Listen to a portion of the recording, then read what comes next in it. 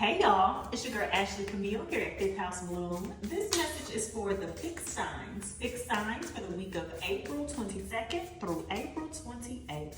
This is general guidance, so please take what resonates and leave the rest behind. At this time, I'd like to welcome forth the power and the presence of the elevated guides who can assist me in delivering this message for the fixed signs. I ask that you open up our ears so that we hear the truth of liberation. I ask that you open up our minds so that we may bloom. I ask that you open up our hearts so that we may embrace our divinity. I ask for assistance in delivering this message with clarity, empathy, and ease. Give thanks. Hey, so I'm trying out a new format. Let me know how it resonates after the message. What can we expect for this week? What can we expect? Can I have the challenge? Challenge is rage. Opportunity is sensuality. And authenticity. Let me show you the cards.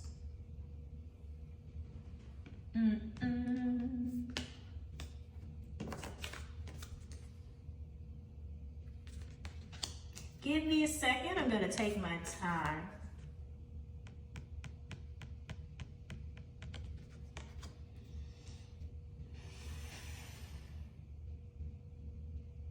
I'm gonna read rage. I'm getting a ping to read rage. But here, especially with it in the position of a challenge, it doesn't feel like the fact that you might be getting upset, the fact that you might be experiencing rage or upset or disappointment. What it feels like is that being repressed. What it feels like is you not allowing yourself to feel the full depth of your rage, to feel the full depth of your disappointment. For some reason, there is a tempering of it. Part of it might be because you are afraid of the way that you will express it, right? I'm not talking about violence necessarily, or, acting out or externalize. Well, yes, I am talking about getting it out. But I think that when rage comes up, there is this idea that you mean I'm about to fuck everything and everybody up. No. Here, especially with sensuality as your opportunity, this is about feeling that, allowing yourself to have that, not bottling it up. And so for some, it might be, because this is general guidance, what might have happened is you were so used to bottling up your rage, you were so used to not expressing it, you were so used to lying to yourself about what is upsetting you to go along to get along, that it is coming to a boiling point and it is coming to a head, right? For others, it might be the experience of something that has recently happened or that is something that is coming up. Whatever it may be, however you are experiencing rage, you are supposed to give yourself permission to feel it. You are supposed to give yourself permission to be angry. Do not ignore it. Do not make small of it. Whatever it is, it does got you fucked up. And it might even be yourself, right? By keeping this limited.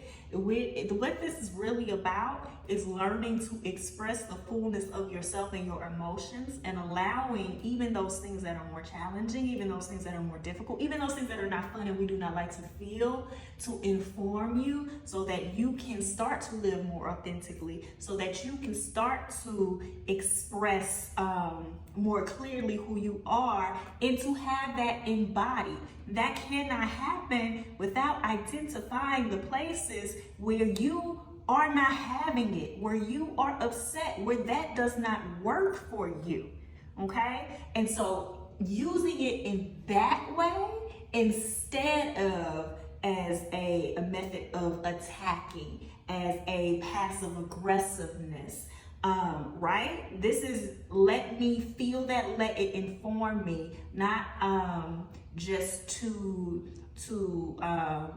it is to make informed actions to shift more into your authenticity, to shift into situations that are more aligned to better than you, versus it becoming an outburst, versus it being a thing of, you engage with it in a way that is destructive. Rage can be constructive. Rage is constructive when you sit with it, when you understand the depth of it, when you understand how to work with it.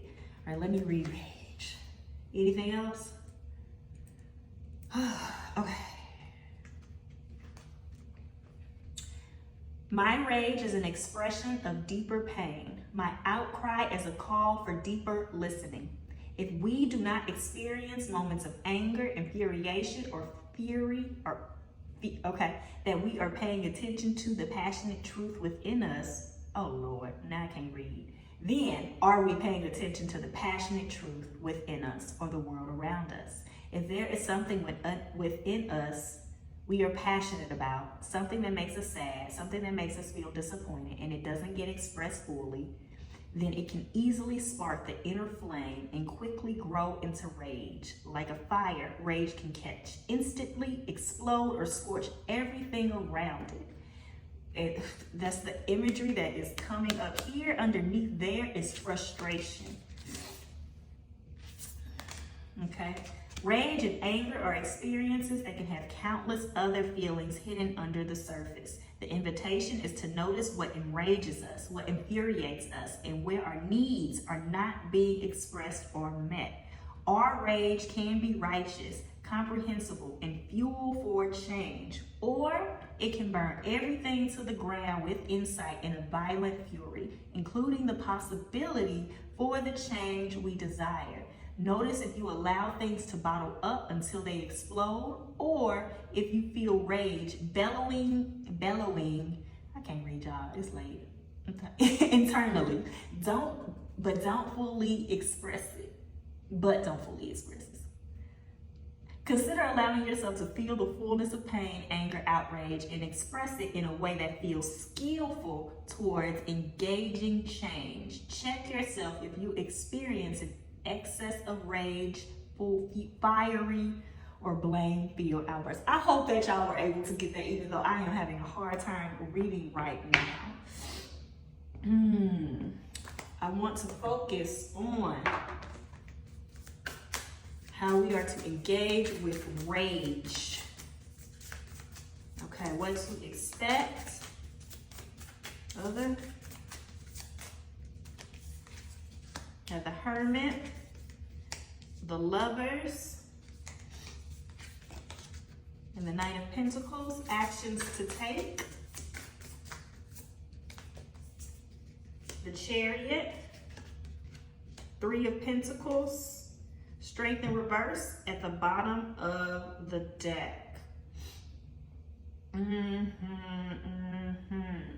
So what's coming through immediately, especially with this strength, is kind of really being intentional about the way that you see it, right? Especially with this rage, especially with all of this that is wanting to get out and wanting to be expressed.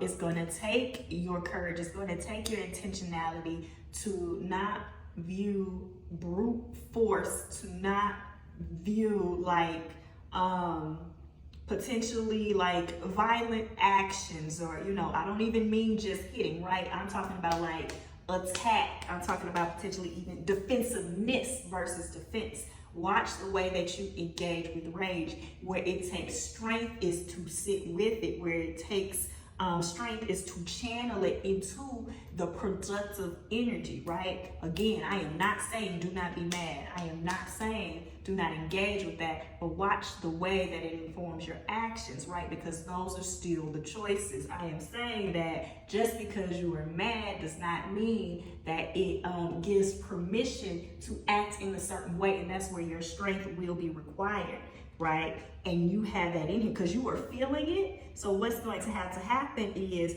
creating the space for yourself, creating the moments for you to experience that. Where are you going to be able to, right? This is going to require moments of pause, whatever that means for you. You might have to table conversations You might have to table projects. You might have to switch around your schedule, whatever it may be, in order for you to really engage with this and engage with yourself in a loving way. Okay. For some of you, it's even identified like you're so disconnected from the feeling of rage from repressing it for so long. It's just getting connected to what that shit feels like. Okay. And say that. Giving this, like, identified it in your body, what upsets you, what makes you mad, so that you have that information. Cannot forget, like our bodies, especially with sensuality, are tools for navigating this world, even with emotions. All of that sits in here. What does it feel like? Allow that, learn that, so that can be a guide. Do you need to yell? Do you need to smash things? Go to a smash room, make it, like, organize it, right? Get it out. Do you need to be active, physically active? There is this body energy here, right? So what are the ways that you can like engage with this rage, feel this rage, express this rage? Because especially if it is built up, moving it through the body, moving it through yourself, getting it out, feeling it's like some screaming. Okay, go somewhere and scream to the top of your lungs if you need to. What else?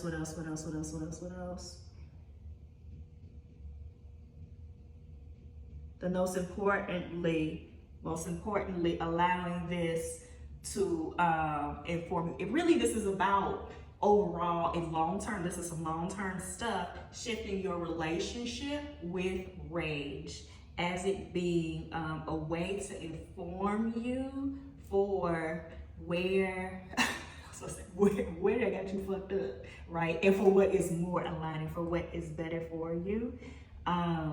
And not letting, there is a note about not letting others convince you out of that, not letting others make you feel like, oh, it's not that bad, blah, blah, blah, blah, blah, or you should just be grateful for this and this and this. No, right? Okay, so this is about giving yourself permission to feel rage. All right, y'all, I return this energy to you.